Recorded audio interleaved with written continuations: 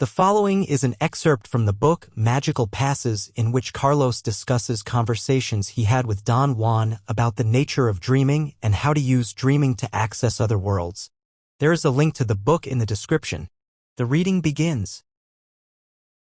Don Juan Matus defined dreaming as the act of using normal dreams as a bona fide entrance for human awareness into other realms of perceiving.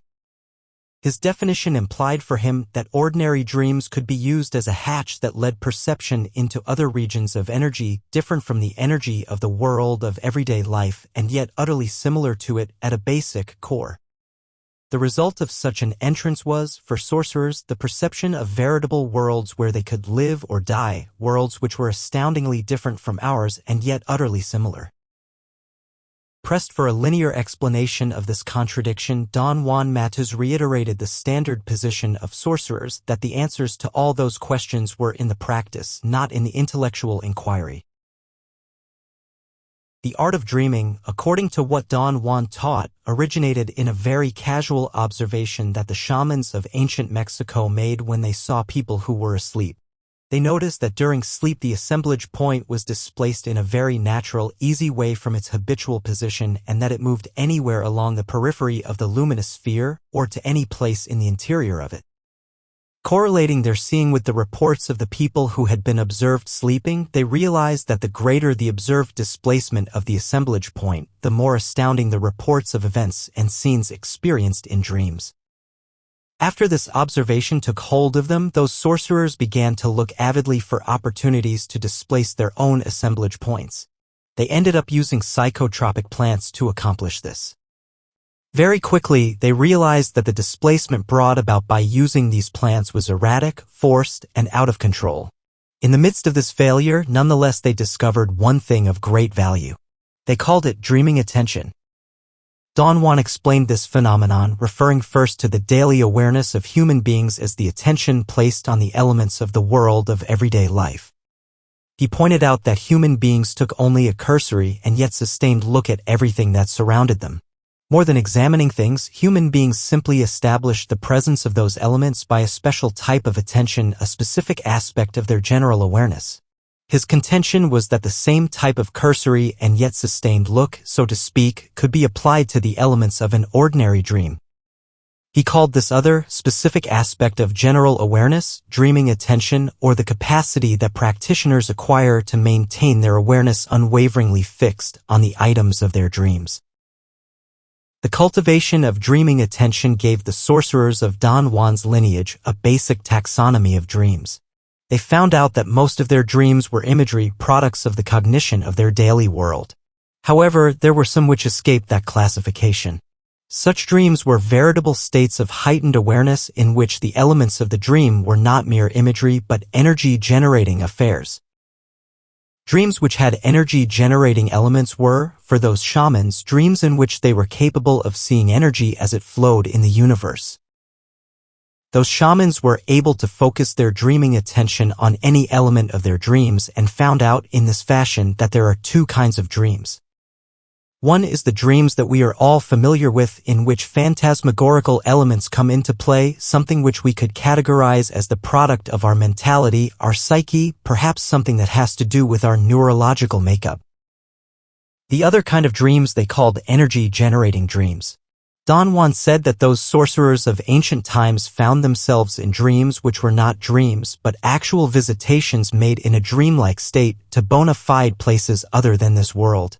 Real places, just like the world in which we live, places where the objects of the dream generated energy, just as animals or even rocks generate energy in our daily world for a seeing sorcerer. Their visions of such places were, however, for those shamans, too fleeting, too temporary to be of any value to them. They attributed this flaw to the fact that their assemblage points could not be held fixed for any considerable time at the position to which they had been displaced. Their attempts to remedy the situation resulted in the other high art of sorcery, the art of stalking. Don Juan defined the two arts very clearly one day when he said to me that the art of dreaming consisted of purposely displacing the assemblage point from its habitual position. The art of stalking consisted in volitionally making it stay fixed on the new position to which it had been displaced. This fixation allowed the shamans of ancient Mexico the opportunity to witness other worlds in their full extent. Don Juan said that some of those sorcerers never returned from their journeys. In other words, they opted for staying there, wherever there might have been. When the old sorcerers finished mapping human beings as luminous spheres, Don Juan said to me once they had discovered no less than 600 spots in the total luminous sphere that were the sites of bona fide worlds. Meaning that if the assemblage point became attached to any of those places, the result was the entrance of the practitioner into a total new world. But where are those 600 other worlds, Don Juan? The only answer to that question is incomprehensible, he said laughing. It's the essence of sorcery, and yet it means nothing to the average mind. Those 600 worlds are in the position of the assemblage point. Incalculable amounts of energy are required to make sense out of this answer. We have the energy. What we lack is the facility or disposition to use it. I could add that nothing could be truer than all these statements, and yet nothing could make less sense. Don Juan explained usual perception in the terms in which the sorcerers of his lineage understood it. The assemblage point at its habitual location receives an inflow of energy fields from the universe at large in the form of luminous filaments numbering in the trillions.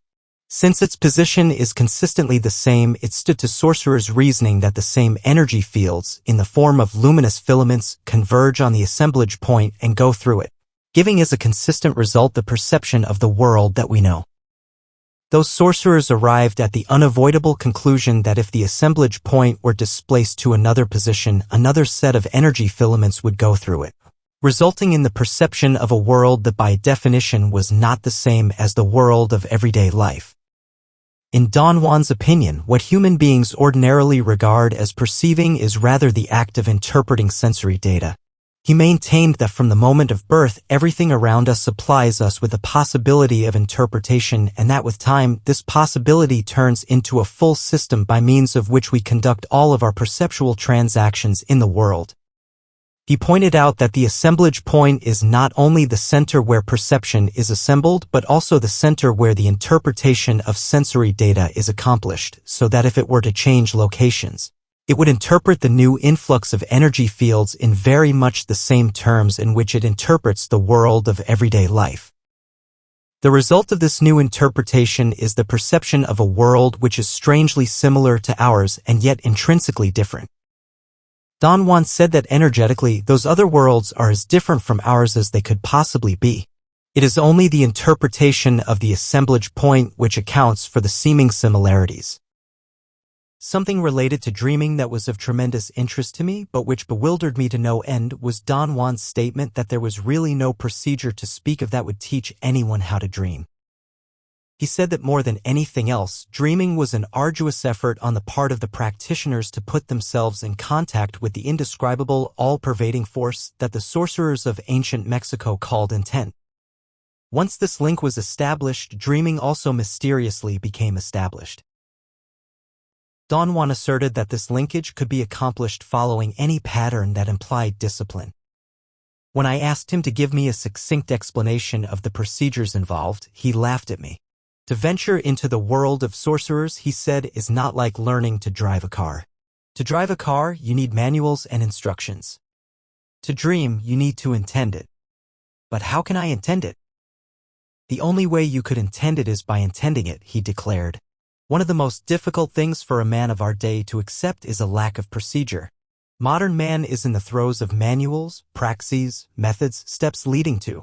He is ceaselessly taking notes, making diagrams, deeply involved in the know-how. But in the world of sorcerers, procedures and rituals are mere designs to attract and focus attention. They are devices used to force a focusing of interest and determination. They have no other value. To dream, you need to intend it.